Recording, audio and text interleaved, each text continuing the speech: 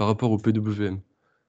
Euh, du coup, c'est pas aussi précis que les protocoles série dont je vais vous parler dans quelques secondes, mais c'est supporté par beaucoup de flight controllers et du coup, il y a pas mal de personnes qui s'en servent encore.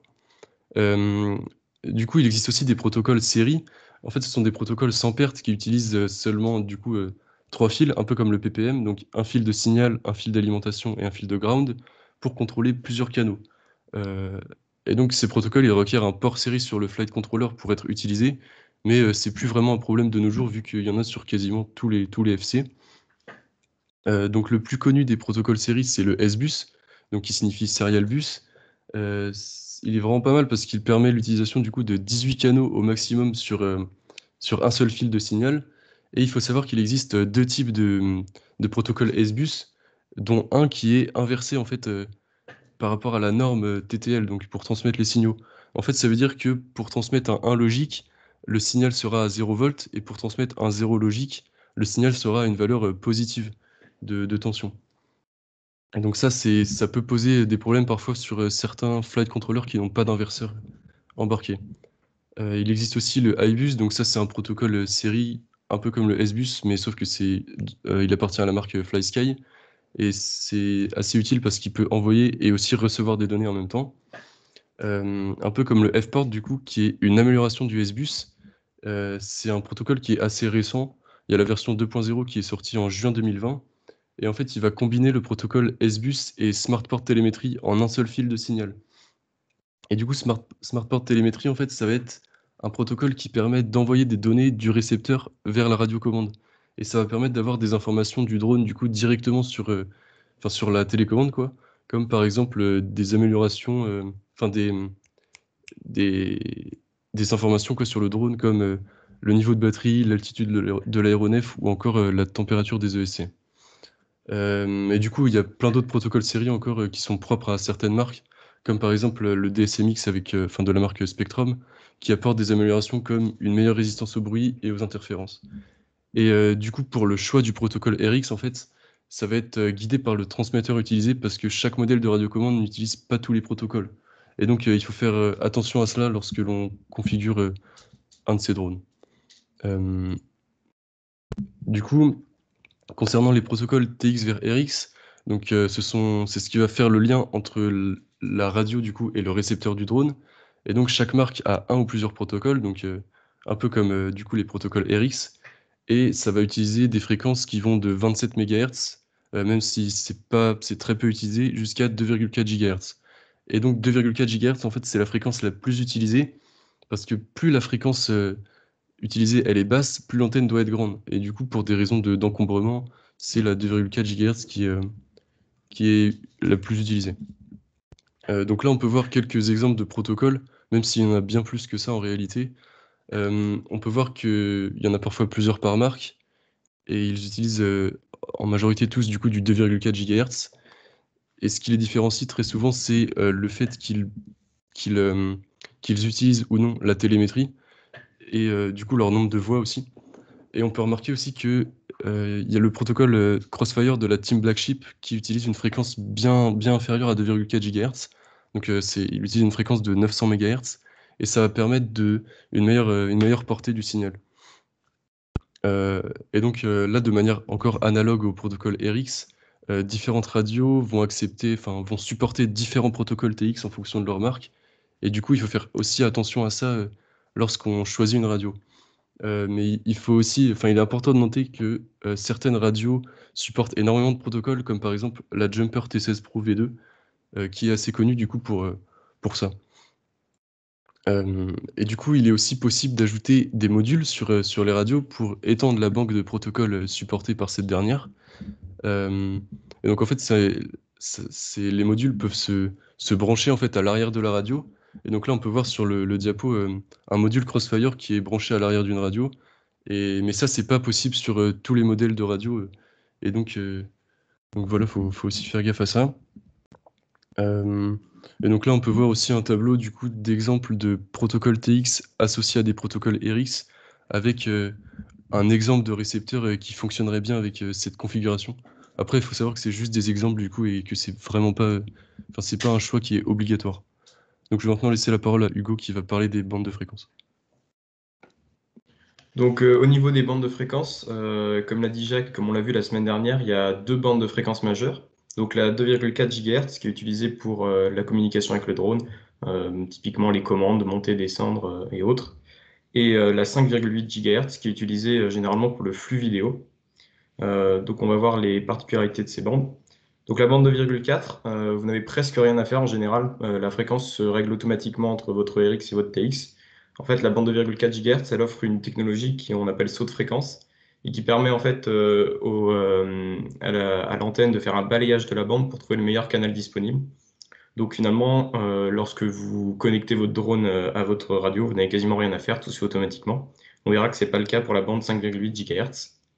En termes de réglementation en France, sur la bande 2,4 GHz, j'ai trouvé qu'il y avait des puissances maximales autorisées. Donc, par exemple, pour la bande inférieure de 2400 à 2454, vous êtes limité à 100 milliwatts en intérieur et en extérieur.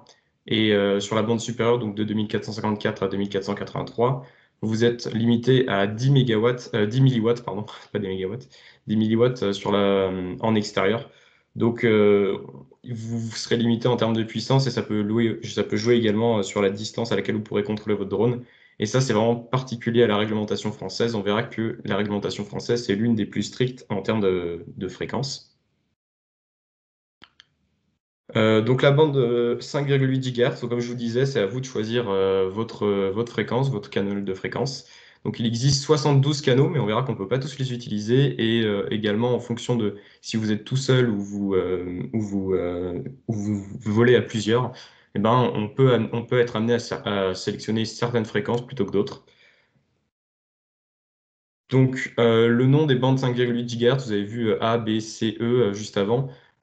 Traditionnellement, c'était en fonction des marques. Avant, par exemple, la A, c'était réservé pour la Team Black Sheep. Ensuite, vous avez eu l'apparition au fil des années de nouvelles bandes, comme la bande R ou la bande C, qu'on appelle la bande Race Band, qui est aujourd'hui la plus utilisée. Et aujourd'hui, c'est plus vraiment une question de marque, c'est-à-dire que vos VTX supportent plusieurs bandes en règle générale. Et on verra que ça va dépendre du matos de chacun à chaque fois pour savoir quelle bande est supportée. Donc, si vous volez seul, eh ben, vous êtes assez libre dans le choix de la fréquence vidéo, c'est-à-dire qu'il n'y a pas vraiment de contraintes particulières. À un seul détail près, c'est la législation, comme je vous disais. Donc là, je vous ai mis un tableau de tous les canaux de toutes les bandes. Et vous voyez qu'en orange, c'est tous les canaux qui sont interdits en France. Donc il y en a quand même beaucoup. Et ça peut poser problème lorsqu'on vole à plusieurs. Parce que là, vous voyez que la France limite quand même beaucoup de fréquences, ce qui n'est pas le cas dans les autres pays de l'Union européenne. Et voilà, c'est vraiment propre à la France. Donc si vous volez seul, il y a quand même certaines astuces pour choisir la fréquence qui vous convient le mieux. Alors il faut savoir qu'il y a certains canaux de fréquence qui sont plus gourmands en énergie que d'autres. Et donc vous avez, j'ai trouvé sur Oscar Young un petit appareil qui permet de mesurer la consommation de votre VTX. Donc en fait vous le branchez et ça vous indique la puissance de votre VTX. Donc par exemple ça peut être 10 milliwatts, 25 milliwatts, etc. Alors quand on vole seul, c'est vrai que ça peut ne pas être très très utile, mais quand on vole à plusieurs, vous avez, on verra juste après, mais vous avez certains VTX des fois qui sur une bande de fréquence émettent beaucoup plus puissant. C'est-à-dire qu'ils vont aller jusqu'à 50 milliwatts ou 100 milliwatts et ça peut gêner, ça peut déborder donc sur les autres canaux de fréquence qu'utilisent les autres pilotes et donc ça peut créer des interférences. Donc ça peut être utile en race ce matériel pour voir qui c'est qui empiète sur la fréquence de l'autre s'il y a des interférences. Donc voilà, si vous organisez des courses, ça peut toujours être utile de l'avoir. Les autres astuces, comme je l'ai mis, en réalité, le plus simple pour trouver le canal qui vous correspond quand vous volez seul, c'est vraiment de soit tous les essayer, soit de regarder lequel fonctionne le mieux avec votre matos, en fonction aussi des canaux que vous pouvez avoir avec votre matériel. Et vous avez également un site que je vous ai trouvé, qu'on mettra le diapo à disposition. Ce site, il permet de calculer la range, enfin la distance à laquelle vous pouvez voler en fonction de votre matériel. Donc vous rentrez la fréquence, votre TX, power, enfin en gros la puissance de votre transmetteur, et ensuite vous faites pareil pour l'antenne. Donc ensuite, ça permet de savoir à quelle distance vous pouvez voler. Donc quand on vole à plusieurs, c'est là que c'est le plus intéressant, parce que c'est là que c'est le plus difficile aussi. Parce que quand vous volez à plusieurs, eh ben, vous avez un risque d'interférence qui est quand même très important. Donc, c'est-à-dire que si vous volez sur la même fréquence, ben, vous créerez juste des interférences entre vous, donc ça serait impilotable. Donc, la règle, c'est de séparer pardon, les pilotes d'au moins 40 MHz. Et aussi, comme je le disais, ça dépendra du matos de chacun, s'il peut accéder à toutes les bandes ou pas, tous les canaux de bande. Donc, ça va dépendre vraiment du matériel de chacun quand vous volez à plusieurs. Également, vu que c'est pas assez compliqué comme ça, ben, il y a les fréquences de intermodulation, distorsion, les fréquences IMD. En fait, quand vous avez deux signaux qui sont assez proches, vous avez la possibilité que ces deux signaux forment un troisième signal harmonique en fait de moindre puissance, mais qui risque de créer des interférences si quelqu'un est déjà sur cette fréquence. Donc typiquement, vous avez genre deux calculs à faire. Vous faites si par exemple pour calculer les deux fréquences d'intermodulation quand vous volez sur deux fréquences par exemple F1 et F2, ben F3 la fréquence d'intermodulation c'est F1 fois F2 moins F2 ou F3 ou F2 fois 2 moins F1 en gros. Pour vous donner un exemple, si vous avez un pilote sur la bande F2, donc 5770 MHz, et un pilote sur la bande F4, 5800 MHz, et un autre pilote sur la bande F6, eh ben, vous voyez que la bande F6, ici, en faisant le petit calcul, bah, c'est une fréquence d'intermodulation, distorsion. Donc, ça peut créer des interférences à cause donc, de ce fameux signal harmonique qui pourrait apparaître et donc perturber le pilote sur la bande F6. Donc, généralement, il faut faire le calcul quand vous volez à 3 pour éviter justement de se retrouver sur ces fréquences qui peuvent créer des interférences.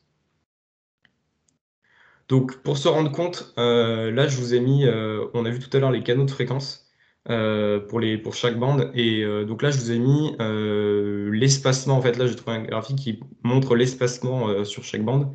Donc là, vous voyez que la race band, c'est celle qui, comme je disais, est la plus utilisée, puisque vous voyez bien qu'il y a un espacement entre le CH1, CH2, CH3, CH4, etc. Donc l'espacement est assez constant, et donc là, vous limitez au maximum les interférences entre les pilotes. Donc, il faut bien faire attention si vous n'êtes pas sur une fréquence d'intermodulation. Mais voilà, généralement, on utilise la race band.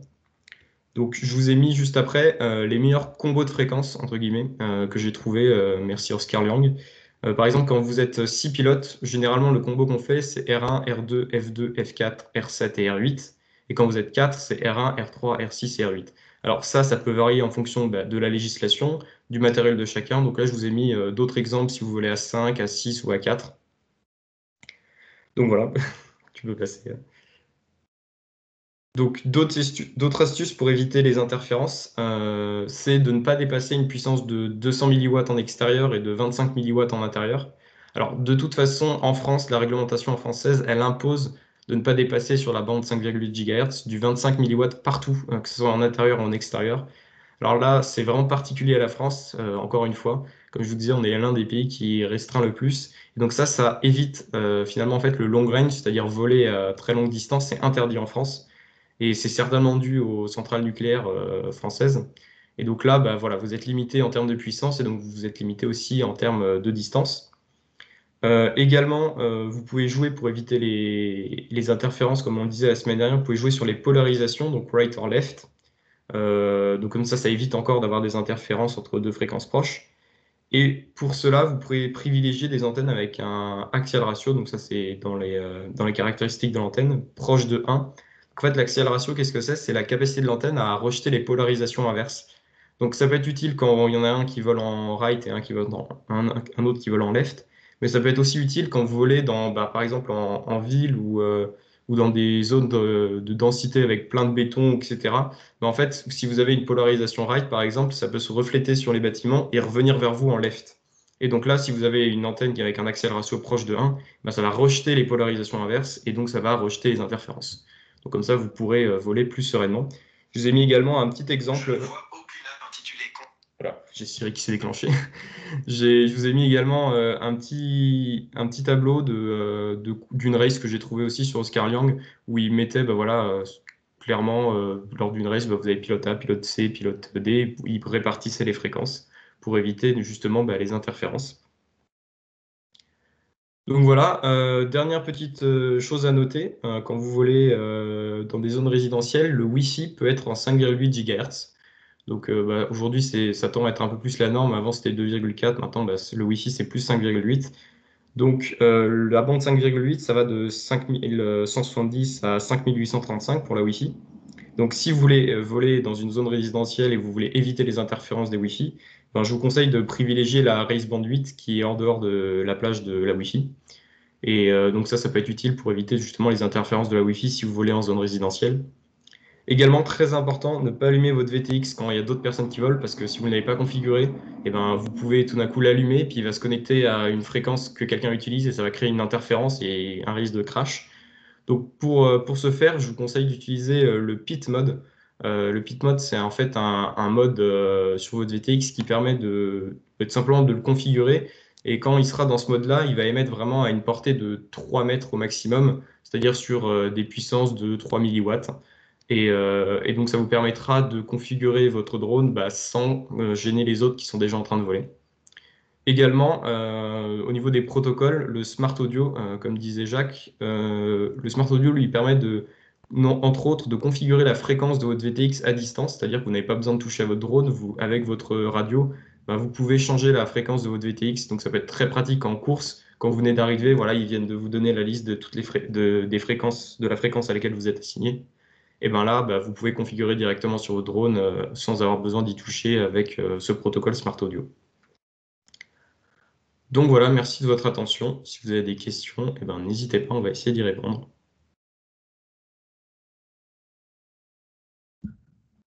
Ouais, j'ai une question. Ouais.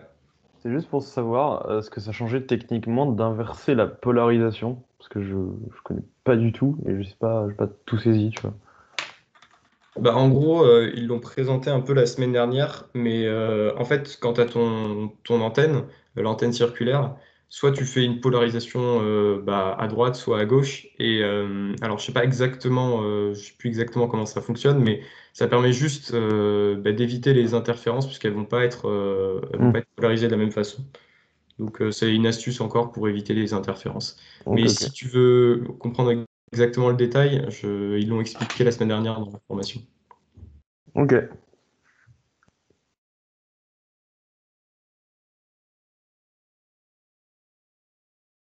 Est-ce que d'autres questions?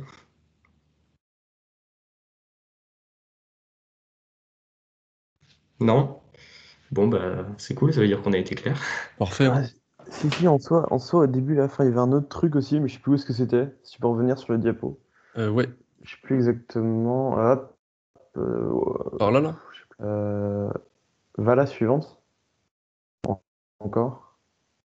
Je sais même plus où c'était. Ça devait être encore après. Mais genre après ou avant? Parce que Après. là, du coup, je le. Ouais, ok. On était revenu au début, ouais. Ouais, je l'ai Je sais parcouru en plus. entier, là. Qu'est-ce que tu cherches? Euh, le moment où tu nous as parlé de calcul Ah oui, de la de fréquence l'espace. d'intermodulation distorsion. Hmm. Ah, ça, Ah là? oui, ah ben voilà, c'est ça. Regarde en bas, je veux juste être sûr aussi, c'est marqué à l'avant-dernière ligne, là, tout à la fin, F6, c'est marqué enfin, c'est des hertz, mais je pense que c'est des mégahertz. Ah ouais. Oui, oui, Oui, oui, et effectivement. c'est juste pour savoir. Et sinon, j'ai pas tout pigé au système de calcul et à quoi ça servait en fait.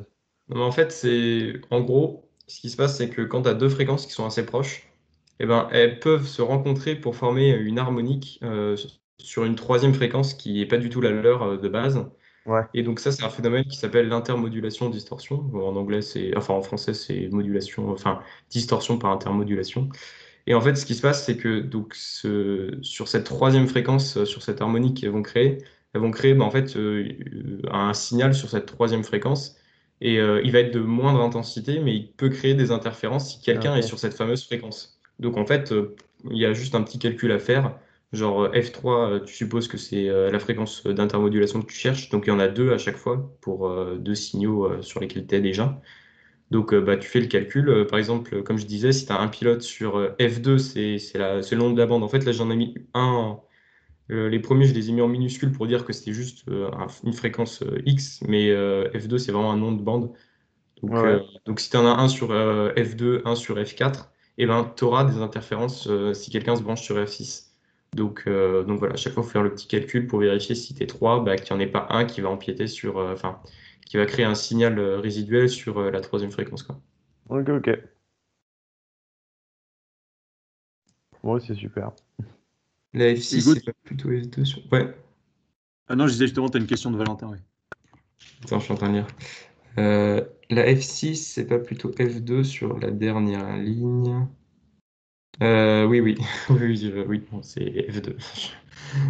J'ai mal écrit. J'ai Oui, j'ai oui, une c'est petite bien. question aussi de mon côté. Ouais, Tout à l'heure, tu as parlé de la limitation en puissance. Du coup, ouais. c'est 25 ou 100 milliwatts parce qu'il y a eu les deux de mentionnés. Bah, en gros, pour la bande de fréquence 2,4 GHz, donc bah, pour la transmission de données. Après, tu peux toujours aussi l'utiliser pour faire du flux vidéo, mais tu auras une moins bonne qualité. Et donc, sur la bande 2,4, tu as la limitation en France, c'est de 100 milliwatts en extérieur et en intérieur sur la bande haute. Enfin, en gros, sur la bande 2,4, il y a une bande haute qui est Attends, si tu peux revenir sur la diapo juste avant, Jacques. Ouais, celle-là, là? Non, Non. c'est encore avant, quand je présente la 2,4. Euh, Bon, ouais. Attends. Oui. voilà. En gros, il y a la bande inférieure, c'est de 2400 à 2454. Là, tu peux avoir une puissance de 100 milliwatts en France, que ce soit en intérieur ou en extérieur. Par contre, quand tu es sur la bande supérieure de la 2,4, donc de 2454 à 2483, bah là, si tu veux en extérieur, tu es limité à 10 milliwatts. Donc, je ne sais pas exactement pourquoi, mais c'est comme ça. Donc, il faut faire attention. Mais comme je disais, généralement, vu que si tu l'utilises pas en flux vidéo, t'auras pas de problème à ce niveau-là, parce que de toute façon, tu seras limité après au niveau de la distance, d'abord par ton flux vidéo, puis après par le flux pour les commandes du drone. Ok. Et imaginons que tu veuilles augmenter de manière conséquente la portée de ton drone. Du coup, comme tu peux pas le faire par la puissance, est-ce que si tu n'es pas limité en place, tu peux très bien choisir de prendre une antenne du coup plus grande, donc utiliser une fréquence plus petite, c'est autorisé ou pas ça d'aller vraiment dans les très basses Ouais, fréquences? ben justement, c'est l'intérêt des Crossfire. Alors, bah, le problème, c'est que moi, j'ai lu qu'en France, le long range, donc techniquement, tu n'as pas le droit de voler à longue distance avec ton drone. Alors, C'est quoi les chiffres, c'est quoi la...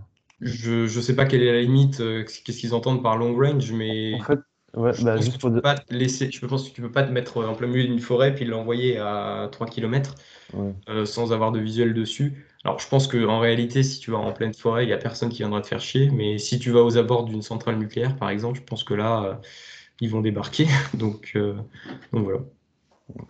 Mais en fait, à partir du moment où tu l'as pas en vue, déjà, et en France, ils considèrent très facilement que t'es pas en règle, tu vois. Pour pas grand-chose. Ouais. Ah bah, de toute façon, un mec qui fait du FPV tout seul, il est déjà pas en règle. Parce que Bah, en soi, oui, déjà, hein, vu le truc. normalement, tu dois avoir le pilote qui est en immersion et une personne qui est à côté qui, lui, l'a en visuel. Pour respecter la loi. Oui, Mais en bon, vu que France, personne ne la respecte. c'est assez souvent très, très strict quand même. Ouais, C'est pour t'es ça, hors faut la parler loi, devant. toi. Ouais. Mais faut mettre les émetteurs en 800 milliwatts direct. Hein. Faut pas se poser de questions. Après, voilà, on vous a juste présenté genre l'aspect légal, mais après, bien évidemment, faites comme vous voulez, hein. Je Oui, pense pas non, qu'il y aura une personne police qui va respecte. débarquer chez vous si vous passez à 30 milliwatts sur la 5,8 GHz. Oui, enfin, surtout en vrai, les problèmes, ils arrivent surtout si on est, comment dire, dans des zones qui sont pas très légales, quoi. C'est plus la zone plus que ce qu'on fait, quoi. Parce que je pense qu'ils s'en foutent un peu de la distance. Enfin, si t'es dans un endroit paumeux, il y a personne, Ouais, c'est personne ça. viendra te chercher, quoi. Mais c'est plus ouais, centrale nucléaire, quoi. Et oui, de toute façon, si tu veux voler vraiment à longue distance, il vaut mieux privilégier les plus basses fréquences. Genre, tu passes ton flux vidéo en 2,4, peut-être, et tu passes ton flux de commande à 900, par exemple, bah, tu pourras peut-être voler beaucoup plus loin. Parce que 5,8, t'es vite limité en termes de distance. Hmm. Ok, ouais.